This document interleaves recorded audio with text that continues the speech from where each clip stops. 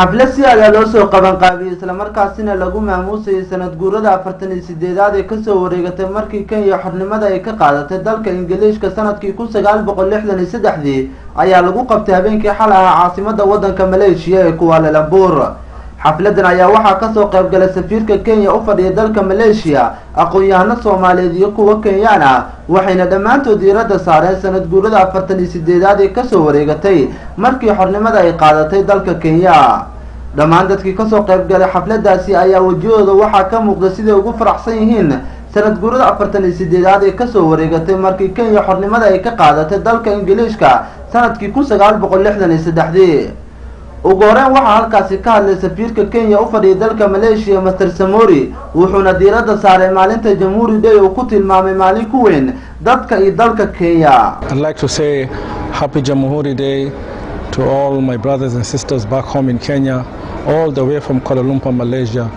Let us celebrate the 48th anniversary of our country's. waxaan jeclahay inaan dhaho xornimo wanaagsan dhammaan muwaadiniinta u dhalatay Kenya, gaar ahaan kuwa ku nool Kuala Lumpur, Malaysia. aan u dabaaldegno annagoo ku faraxsan sanad guurada 48 ee xorriyadda. waa inaan ku tilaabsanaa horumarka aynu joogno mid ka fiican, saan u noqonno wadan aad u sii horumara, inagoo wada jirna isla markaasina ku wada nool nabadgelyo, isjecel iyo midnimo. waad mahadsantihiin. sidoo kale wuxuu ka hadlay safiirka xaaladda siyaasadeed ee ka dhex jirta labada dowladood ee Kenya iyo Soomaaliya, isagoo uga digay Soomaalida ka soo jeeda Kenya inaysan howlgallada Kenya ay ka wado Soomaaliya aysan u arkin arrin ay ku xalaaleysanayso dowladda Kenya dhulka Soomaaliya.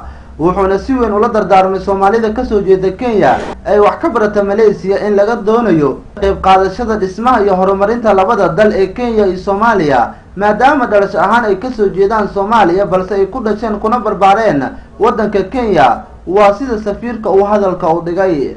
gabagabadii xafladda ayaa waxaa u suurta gashay TV-ga caalamiga ee Somali Channel TV inuu mikrofoonka la dhex qaado qaar ka mid ah ardayda iyo dadweynaha kale ee ka soo qayb galay xafladdaasi.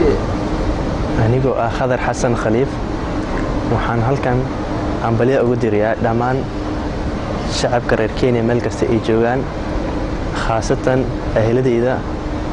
waxaana leeyahay sanad guuro wacan dhammaantiin. happy Jamhuuri Day.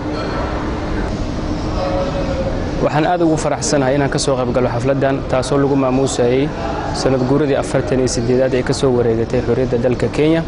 waxaan aad ugu mahadcelinahay asxaabteeda ee ugu casuumtay xafladan. waxaan kaloo leeyahay dhammaan shacabka reer Kenya happy Jamhuuri Day, happy Independence Day. Thank you.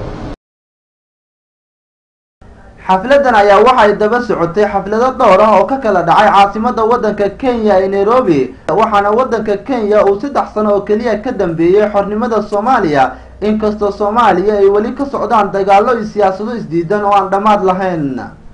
Ahmed Abukar Hussein, TV-ga caalamiga Somali Channel TV, Kuala Lumpur, Malaysia.